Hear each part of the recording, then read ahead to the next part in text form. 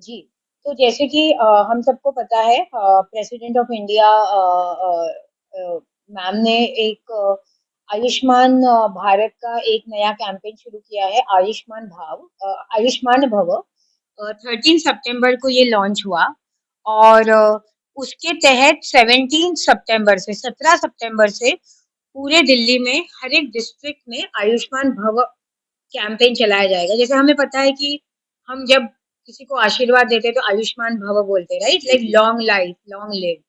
तो हम क्या ऐसा करें, कैसे अपनी हेल्थ की केयर करें कि एक हर एक इंसान को हमारे देश में एक लंबी उम्र मिले, एक हेल्दी उम्र मिले और एक बहुत अच्छा जिनकी सेहत हो, तब हम बोल सकते हैं कि आयुष्मान भव। तो इसके हम तीन इसके पहलू है आयुष्मान भव कैंपेन के।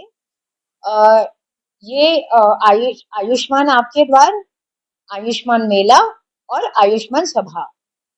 तो आयुष्मान आपके द्वार, अगर हम पहले पहलू की बात करें तो ये है कि हमारे जो आशा वर्कर्स हैं, हम सबको पता है कि जो हम कभी भी हेल्थ रिलेटेड जो कुछ मोबिलाइजेशन हो वो आशाज करती है। तो जो हमारा दूसरा पहलू है वो है हेल्थ कैंप्स करना, मेडिकल कैंप्स जो आयुष्मान मेला बोलेंगे। तो उसके लिए आयुष्मान आपके द्वारा के तहत आशा उनको लोगों को मोबिलाइज करेंगे। ठीक है, तो ये आयुष्मान मेला क्या होगा? तो ये 4 हफ्ते का एक कैंपेन होगा। हर फैसिलिटी में जो हेल्थ की फैसिलिटी है गवर्नमेंट की, उसमें हम आयुष्मान मेला करेंगे। इसमें अलग अलग थीम्स है। तो हर एक सैटरडे करेंगे। तो पहले शनिवार जो अभी 23 सितंबर आएगा, तो उसमें थीम रहेगी नॉन कम्युनिकेबल डिजीजेस। तो हम सबको पता ही है कि जैसे लाइफस्टाइल चेंज हो रही है, वैसे ही हमारे देश में नॉन कम्युनिकेबल डिजीज की रफ्तार से ये बढ़ रहा है। तो नॉन कम्युनिकेबल डिजीज में क्या आता है? डायबिटीज आता है, हाइपरटेंशन आता है। जो कुछ हमारी लाइफस्टाइल से रिलेटेड, जो हमें हेल्थ रिलेटेड इश्यूज आ रहे हैं, वो है नॉन कम्युनिकेबल डिजीज। तो उसमें क्या होगा कि जो जो हेल्थ फैसिलिटीज में ये मेला होगा, आयुष्मान मेला, उसमें स्पेशलिस्ट आएंगे। हमारे ही डॉक्टर्स रहेंगे, डिफरेंट हॉस्पिटल से हम उनको बुलाएंगे और वो स्पेशलिस्ट लोगों की काउंसलिंग करेंगे, अवेयरनेस करेंगे कि हम क्या करें तो ये हम प्रिवेंट कर सकते हैं, ये डिजीजेस हमें होने से हम रोक सकते हैं। एट द सेम टाइम, अगर ये ऑलरेडी किसी में कोई व्यक्ति इस चीज से परेशान है, तो वहाँ वो ड्रग्स भी प्रिस्क्राइब कर सकते हैं, है ना? तो स्क्रीनिंग होगी कि किनको नॉन कम्युनिकेबल डिजीज से परेशानी है, किनको नहीं है तो क्या करना चाहिए, नहीं है तो क्या करना चाहिए। तो ये होगा पहले हफ्ते का थीम, नॉन कम्युनिकेबल डिजीजेस। दूसरा होगा कम्युनिकेबल डिजीजेस सेकेंड वीक में।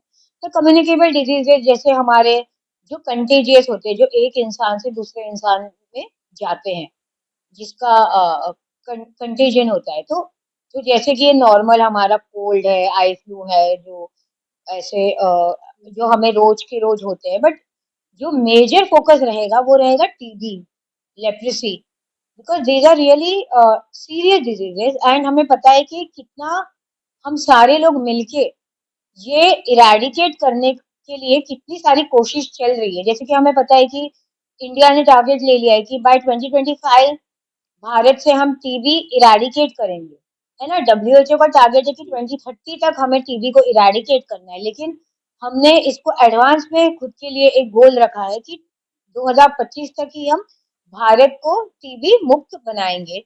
और उसके लिए हमें पता भी है, जैसे वो निक्षय मित्र कैंपेन के साथ आप सारे ही लोग जुड़े हैं, हम लोग जुड़े हैं, तो वो भी उस दिशा में एक कदम है। तो इस जो सेकेंड वीक में आयुष्मान मेला में हम बताएंगे कि टीबी और लेप्रेसी कैसे हमें ये ना हो, उसके लिए हमने क्या करना चाहिए, हो तो हमने कैसे उसकी मेडिकेशन कंप्लीट करनी चाहिए। And at the same time जो कोई हमारे नेबर्स, हमारे फैमिली मेंबर्स जिनको टीबी है या फिर कोई और लेप्रेसी है, कोई और कम्युनिकेबल डिजीज है, तो उनके अगेंस्ट हमने डिस्क्रिमिनेट नहीं करना है ना? उनको एक सिंपथी और सेंसिटिव नजर से देखना है। तो तीसरे हफ्ते में हम आयुष्मान मेला का हमारा विषय रहेगा मैटरनिटी हेल्थ और जनरल चाइल्ड हेल्थ। तो उसमें जैसे कि हम बताएंगे कि कैसे इंस्टीट्यूशनल डिलीवरी क्यों इम्पोर्टेंट है ना। तो हमारे देश ने बहुत सारा प्रोग्रेस कर लिया है। दिल्ली में बहुत ही एक प्रोग्रेस हुआ है कि इंस्टीट्यूशनल डिलीवरीज की संख्या बहुत बढ़ गई है। लेकिन चिंताजनक विषय यही है कि अभी भी कुछ कुछ होम डिलीवरीज हो रही है। तो उसको कैसे प्रिवेंट करा जाए, कैसे एक हाई रिस्क डिलीवरी के पहले ही हमने कैसे इसको इंस्टीट्यूशन में भर्ती होके कैसे हमने मदर और चाइल्ड की दोनों की हेल्थ को सुरक्षित रखनी है। At the same time general health में हम रखेंगे कि जनरल चाइल्ड हेल्थ में कि कैसे वैक्सीनेशन लेना है। जैसे अभी हमारा आईएमआई का कैंपेन चल रहा है, राइट, मिशन इंद्रधनुष का जो कैंपेन चल रहा है। तो कौन से उम्र में कितना कब क्या वैक्सीन देना है, उसके लिए भी अवेयरनेस की जाएगी।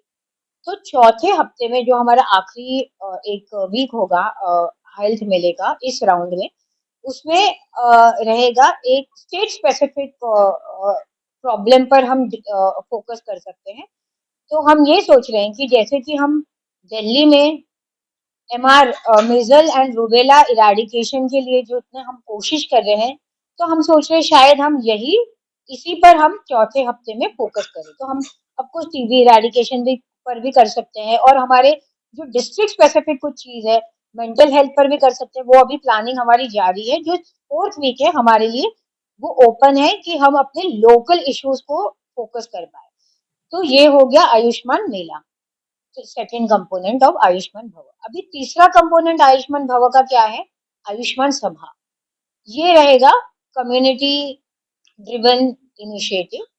तो उसमें हमारी आशाज और हमारे समाज के जो इन्फ्लुएंशियल लोग हैं या फिर अ, समाज सेवी है, वो अपने छोटे छोटे ग्रुप्स में सभा करेंगे और डिस्कस करेंगे कि क्या करें तो अपनी कम्युनिटी की हेल्थ हम सुधार सकते हैं, बेटर कर सकते हैं और छोटे छोटे गोल्स भी रख सकते हैं, शॉर्ट टर्म गोल्स की in next three 3 months will make sure कि जो चाइल्ड जिस जिस वैक्सीनेशन के लिए एलिजिबल है वो सारी हमें 100% वैक्सीनेशन का कवरेज कर सकते हैं।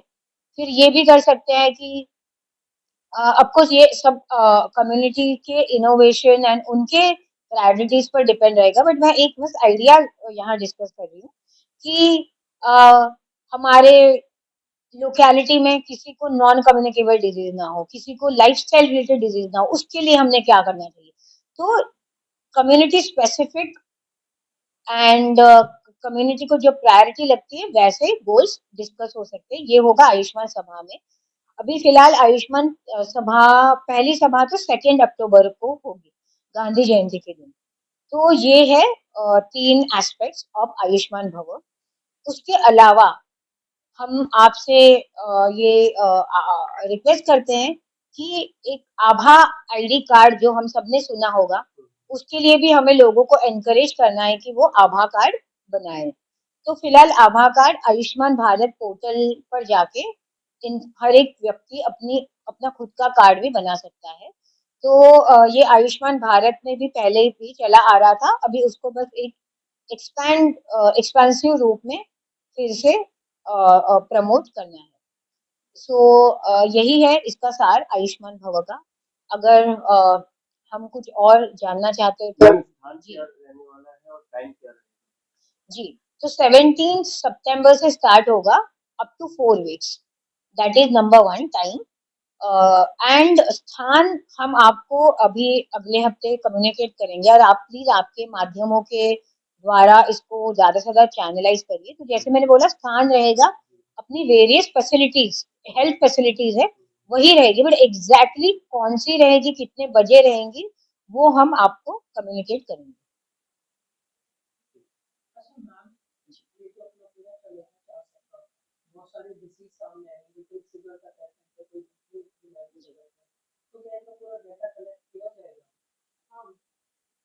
जी, डॉक्टर सविता बताइए।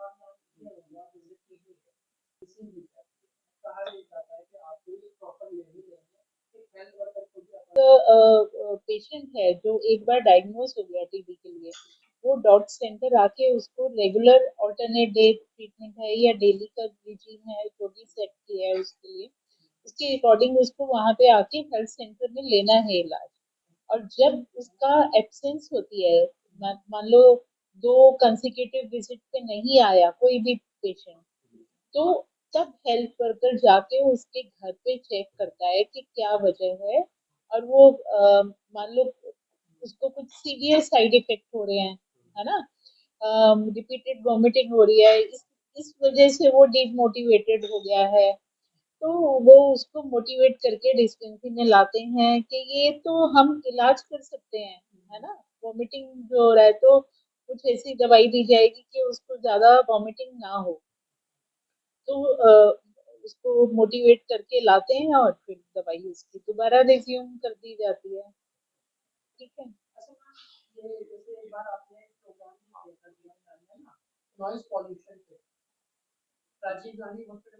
जी, जी, जी। जी, जी। बड़ी अच्छी आइडिया है ना? कि नॉइज़ का क्या इफ़ेक्ट है हेल्थ पर, और बिल्कुल ये बहुत ही अच्छा आपका सुझाव है। मैडम ये ज़रूर हम ऐड करेंगे, प्लीज़ आप ये हाँ, नोट कर मेजर लीजिए। इशू ये भी आ रहा है। वन उठाया सेकंड जा प्लीज़, सकता है जो फोर्थ वीक प्लीज़, हाँ। मैम वही दूसरी ओर तरफ ये देखने वाला है कि हार्ट अटैक की जो है वो संख्या बहुत ज्यादा तेजी से बढ़ रही है, खासतौर से यंगस्टर। क्या उस पर भी हम काम कर रहे हैं? ये इसी के लिए है ना, एनसीडी जो फर्स्ट वीक में अभी आना है ये इसी के लिए है, जो यही नॉन कम्युनिकेबल डिजीजेस एकदम सर्च हो रहा है, क्या बच्चों में हार्ट अटैक का केसेस सुनने में आ रहे हैं, है ना। तो उसी के लिए ये है कि 30 साल से ऊपर के जो भी व्यक्ति हैं हर एक को हमें डायबिटीज और हाइपरटेंशन के लिए स्क्रीन करना है। और जिसमें लग रहा है कि इसमें लक्षण है या उसका हाई बीपी आ रहा है या शुगर हाई आ रहा है, तो उसको लाइफ पहले तो लाइफस्टाइल मॉडिफिकेशन कैसे किया जा सकता है कि वो अपने बचाव कर सके। अगर उतने से नहीं सुधरती हैं लाइफस्टाइल मॉडिफाई करके, जैसे कोई बहुत मीठा खाता है, वॉकिंग करना ही नहीं है, तो ये चीजें उसको समझाई जाएंगी। जब वो इतने से उसका सुधरता है तो बहुत अच्छी बात है, और नहीं सुधरता है तो फिर मेडिकेशन शुरू होगी और टाइमली उसकी मॉनिटरिंग की जाएगी। 3-3 महीने बाद या महीने बाद उसको बुला के दोबारा टेस्ट होगा कि अब तुम्हारा ऐसा करने से सही आ रहा है, आपको दवाइयों की और जरूरत नहीं है, ये सब समझाया जाएगा। कोई बहुत ओबीस है तो उसको वेट रिडक्शन के लिए बोला जाएगा कि ऑप्टिमम वेट बीएमआई के हिसाब से कितना रहना चाहिए। ये सब बातें जो है ये बेसिकली कैंपेन पब्लिक अवेयरनेस बढ़ाने के लिए ही है।